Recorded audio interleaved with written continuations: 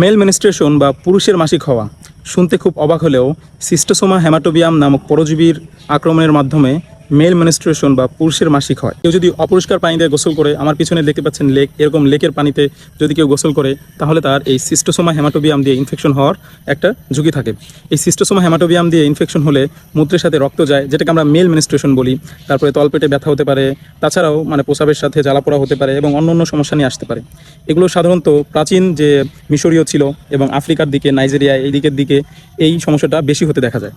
মিশরীয়রা তাদের পুরুষদের এই মাসিক হওয়া অর্থাৎ মেল মেনস্ট্রুয়েশনটাকে তাদের একটা শুদ্ধতার প্রতীক হিসেবে ধরতো। এই সিস্টোসোমা হেমাটোবিয়াম যখন আমরা এরকম পুলের পানিতে গোসল করি তখন আমাদের প্রসাব নালীর মধ্য দিয়ে ঢুকে আমাদের প্রসাব থলিতে অবস্থান করে, ওইখান থেকে বিভিন্ন ধরনের ইনফেকশন ছড়াতে পারে। এর জন্য যারা সুইমিং পুলে এসে গোসল করেন, সাধারণত আমাদের বাংলাদেশে এটা আনকমন, তারপরেও যারা সুইমিং পুলে এসে গোসল করেন তাদের উচিত হবে একটু এক্সট্রা সতর্কতা অবলম্বন করা।